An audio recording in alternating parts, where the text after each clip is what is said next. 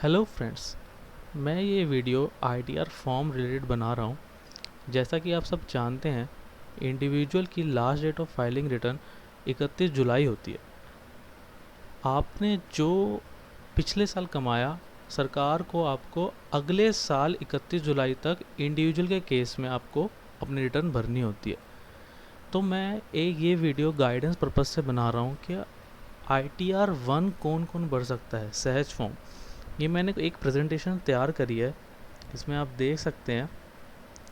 इसमें मैंने ये लिखा है, who can file ITR return 1।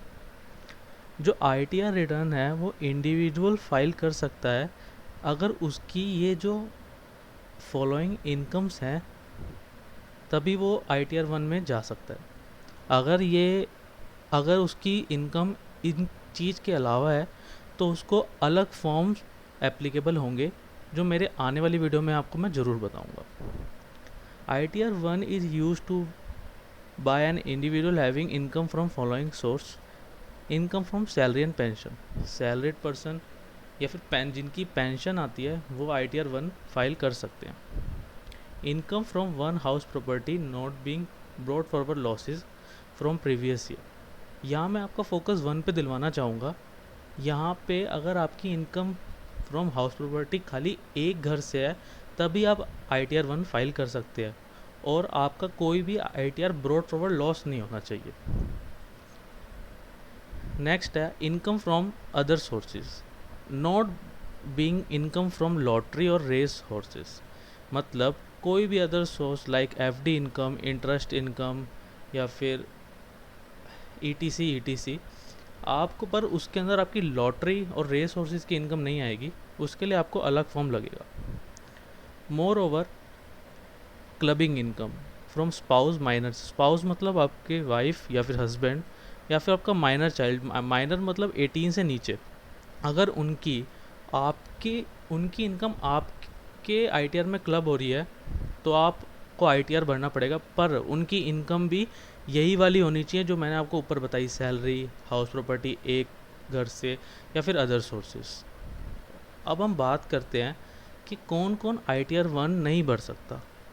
ITR 1 जैसे मैंने आपको बताया था कि मोर देन 1 अगर आपकी हाउस प्रॉपर्टी है तो आपको अलग फॉर्म लगेगा। इनकम फ्रॉम लॉटरी और रेस हॉर्सेस ये हमने ऊपर डिस्कस कर लिया।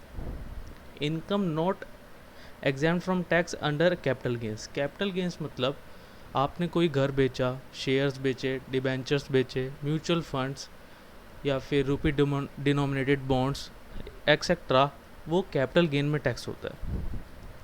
Income from exceeding 5000 agricultural business. अगर आपका कोई एग्रीकल्चरल बिजनेस है उसमें और आपने 5000 से ऊपर कमाया तो आपको अलग ITR फॉर्म लगेगा। PGBP की इनकम मतलब बिजनेस और प्रोफेशन। आपने कोई बिजनेस या प्रोफेशन से इनकम कमाई है तो आपको अलग से अलग फॉर्म लगेगा, आप ITR 1 में नहीं आ सकते। और जो ये अलग फॉर्म्स हैं ये मैं अपने अगली सीरीज़ में ज़रूर डिस्कस करूँगा। इस वीडियो में हम खाली ITR 1 देख रहे हैं। Income from stock, equity, mutual funds, इससे कोई आपको डिविडेंड आ रहा है वो अदर सोर्सेज में जाएगा।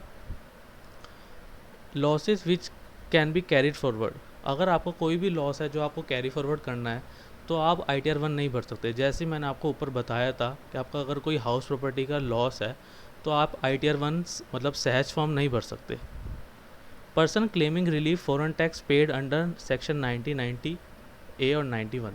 इसका मतलब ये है, जैसे कोई आपकी इनकम है और वो 2 देशों में टैक्सेबल है, आप सैलरी कमा रहे हो, वो इंडिया में भी टैक्सेबल है और अमेरिका में भी टैक्सेबल है, तो आपको यहाँ पे इंडियन गवर्नमेंट की तरफ से एक रिलीफ मिलता है, क्योंकि आपने वो उधर इनकम कमाई है और उधर आपने टैक्स पे कर रखा है, तो आपको वो रिलीफ लेना है तो आप ITR 1 नहीं फाइल कर सकते। An individual who is a resident having asset including financial interest in any entity located outside India or signing authority in any account located outside India। कोई भी रेसिडेंट जो बाहर, मतलब उसका कोई फॉरेन में एसेट है या कोई साइनिंग अथॉरिटी है, मतलब बैंक अकाउंट है, कुछ भी है, तो वो ITR 1 भरने के एलिजिबल नहीं है। ये हमारा था ITR 1 सहज फॉर्म। इसकी लास्ट डेट 31 जुलाई 2021 है। अगर आपको अपनी ITR से रिलेटेड कोई क्वेरी है तो आप हमें कॉन्टैक्ट कर सकते हैं। मैं कॉन्टैक्ट डिटेल डिस्क्रिप्शन बॉक्स में छोड़ दूँगा। Thanks for watching this. और आपको अगर ऐसी और वीडियोस चाहिए तो आप हमारा चैनल सब्सक्राइब कर सकते हैं। Thank you very much.